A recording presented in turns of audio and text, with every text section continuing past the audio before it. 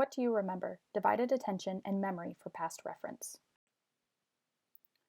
Previous research has noted that speakers are better at remembering past reference compared to listeners in conversation.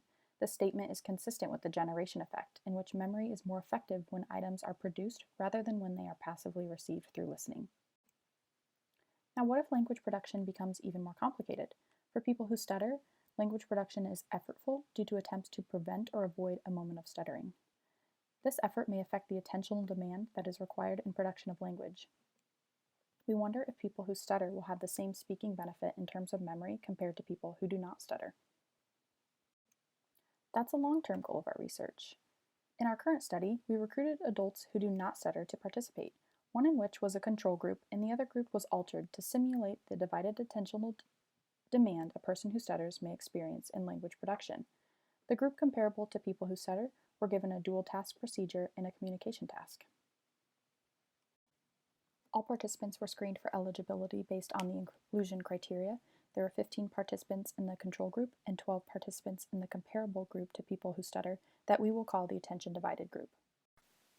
The study consisted of a conversation task, a series of cognitive measures, and a memory task at the end. The entire study was completed via Zoom. The conversation task was divided into two groups, the control group and the attention-divided group. After the conversation task was complete, a series of cognitive measures were taken. Finally, a memory task was given at the end to examine the participant's memory for past reference used in the earlier conversation task. In the conversation task, there were two roles for the participant, a speaker or listener. The participant could be either role to begin with. Both the participant and an experimenter looked at a PowerPoint containing the same images.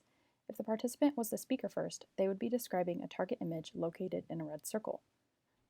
This would go on until halfway through the task, and then the roles would reverse. The person listening to the description would then become the speaker. The PowerPoint slides may have different context for conversation. The slides would either be a contrast condition in which they would see two similar items, or a non-contrast condition in which all items on the slide were different. In the contrast condition, modifiers would need to be used in order for the listener to differentiate the competing items. The next aspect to take into consideration were the two groups of participants.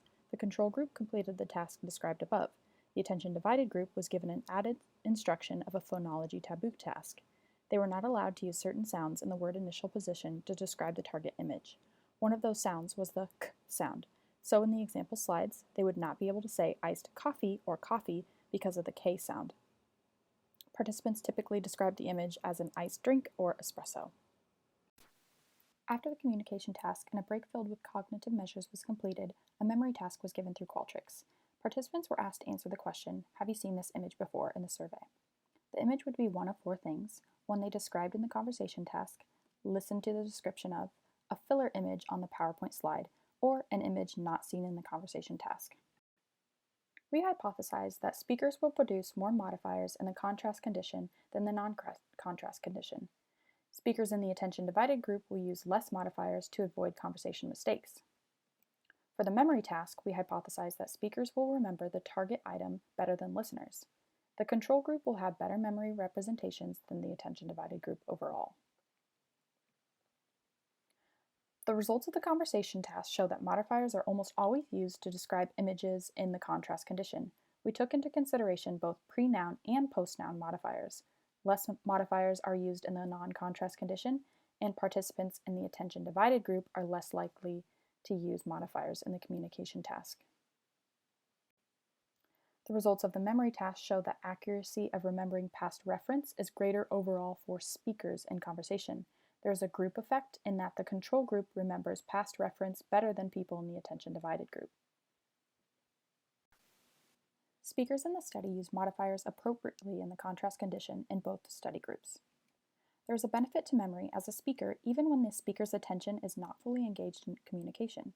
Divided attention did still affect memory representation overall, but there are still benefits to speaking on memory. For the future, we hope to learn about the process of language production in people who stutter. I'd like to give a thank you to those who have helped me with this research.